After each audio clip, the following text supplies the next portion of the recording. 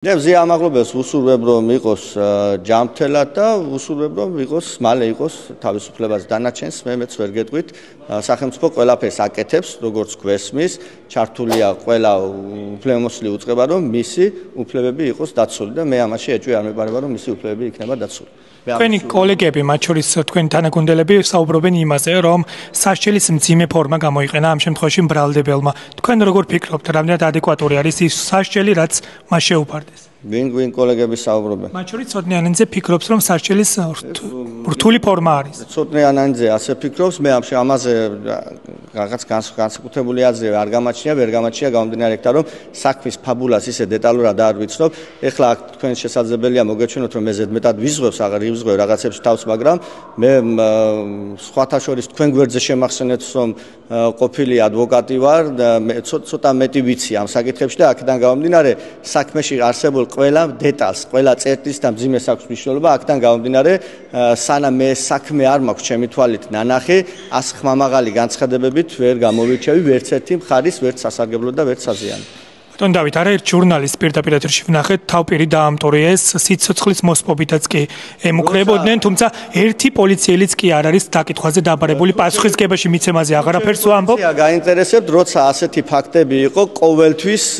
ყოველთვის ვაკეთებდი მე ამასთან დაკავშირებით რეაგირებას იმ ჟურნალისტებისაგან განსხვავებით, როდესაც ჩემი უფლებები ირღვეოდა და არც ერთ სხვათა შორის ხმა არ ამოუღია. მე მინდა გთხოვოთ პარალელების გავლება ამ შემთხვევაში, როცა ჟურნალისტებს ასე ექცევიან და ერთ-ერთი პოლიციელიც კი არ არის დაბარებული გამოკითხვაზე და სილის გაწვნისთვის ადამიანს საპატიმრო დაწესებულებაში ამყოფებენ. ეს რამდენად ადეკვატური სასჯელია, იმ პარალელების გავლება მინდა გთხოვოთ. ეხლა ჩვენ თავიდან ვიწყებთ სულხან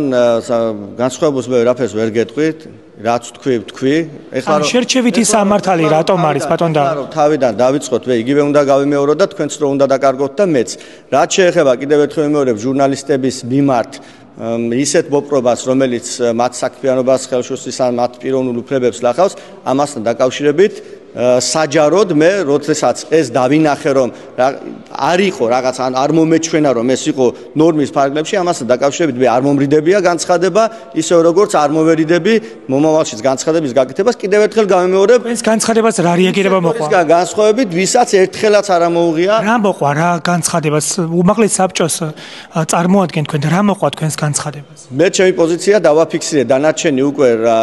რა ფაქტს ჰქონდა ადგილი დადგინდა თუ არა უფლებამოსილი ამაზე ცალკე უწყებები არსებობს სახელმწიფო. ბატონ დავით, ხელისუფლებას წარმოადგენთ თქვენ ცხადია და პრეტენზიები არ გაგაჩნიათ. უნდა იყოს ამასთან დაკავშირებით შესაბამისი გადაწყვეტილებები მიღებული, მოიკითხეთ, იქნება და არის კიდეც. კითხულობთ, არ არის და სწორედ ამიტომ გეკითხებით. შინაგან საქმეთა სამინისტროს პროკურატურას და დღემდე არ ვიცით, დაიბარეს თუ არა. ბატონო, თუ გინდა ახლა შევაჩეროთ ინტერვიუ, მაჩვენეთ წერილი რა ფორმით მოთხოვეთ და მათ მიერ მოცემული პასუხი არის თუ არა სწორი გეტყვი. ბატონ დავით, თქვენთვის ცნობილი არ არის, რომ საჯარო უწყებები საჯარო ინფორმაციას აღარ გასცემენ უკვე რამდენიმე წლის განმავლობაში მათ შორის შემიძლია დაგისახელოთ აჭარაში არც ერთი მუნიციპალიტეტი მათ შორის ბათუმის მერიაც კი საჯარო ინფორმაციას აღარ გასცემს მივართეთ სასამართლოს შესაძლებელია სამართალი ურმით დადის მაგრამ აუცილებლად მივა ყველა სეზონამდე და თქვენ მოიგებთ ამ დავას და დაამტკიცებთ ზეპირი სიტყვა კი არ იქნება რომ ვინმე ინფორმაციას არ გაძლებთ რომელ სასამართლოს სადაც გამამტყუნებელი განაჩენები გამოდის მხოლოდ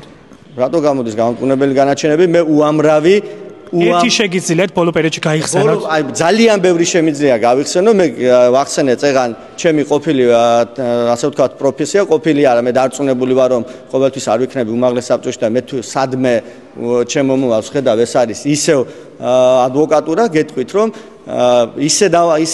ამოვწურე მე იმ პერიოდში საადვოკატო საქმიანობა გულისხმობ 2012 წლამდე რომ გამამართლებელი განაჩენი სულხან როგორი იყო ვეძებდით ადვოკატები კოლეგებში ერთმანეთში ვკითხულობდით რომ ფორმაზე დაგვენახა მაინც გამამართლებელი განაჩენი ეხლაც ის სასამართლო არის ბატონ დავით მურუსიძის სასამართლო არის ეხლა კვირა არ გავა რომ რომელიმე ჩემმა კოლეგამ არ გამოდოს თავის სოციალურ ქსელში მის მიერ მიღწეული წარმატება რომ ან პირველმა ინსტანციამ დარბაზიდან გაათავისუფლა ან მეორე არა სისხლის სამართლის საქმეებს და თუ გინდათ აი შემდეგ მოგწონთ მურუსიძის სასამართლო სისტემა გინდა შემდეგი შეხვედრისთვის მე ასეთი პოსტების ასე ვთქვათ ადრესატებს გეტყვით მათივე თანხმობით და ისინი დაგიდასტურებენ რომ პირობითად ვამბობ ადვოკატი ავიცი მეგობარია ჩემი და ზაზა პაპიძის წარმოებაში არსებულ საქმეზე ვიღაც გამართდა ბათუმის საქალაქო სამართლომ გამართლებელი განაჩენი გამოიტანა ან ქუთაისის სააპელაციო სამართლოს სისხლის პალატამ თუ ყველაფერი ასე კარგად არის და გამამართლებელი განაჩენების სტატისტიკა არის ასე ვთქვათ ხელშესახები მაშინ რატომ არ არის ეს საჯრო თუნდაც სასამართლოს გვერდებს სტატისტიკები ამ ყველაფრის შესახებ. თქვენ ერთის მხრივ ამტკიცებთ იმას, რომ სასამართლო სისტემა არის დამოუკიდებელი, თუმცა მის მიმართ გვესმის საკმაოდ მწვავე შეფასებები, მათ შორის მურუსის სასამართლო სისტემა მოქმედებს დღემდე ამ ქვეყანაში, რომელსაც თქვენ ხელისუფლებაში არ ყოფნის დროს აკრიტიკებდით.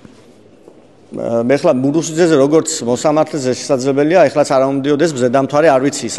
საქმიანობს თუ არა. პრობლემა რაც გვაქვს განსაკუთრებით აჭარის ავტონომიურ რესპუბლიკაში, ეს არის გაჭიანურება საქმეების. ამას მე ვაღიარებ და ამაზე ბევრს ვმუშაობთ, რომ დაემატოს მოსამართლეთა რაოდენობა და შესაბამისად მოსახლეობამ მიიღოს ეფექტური მართლმსაჯულება.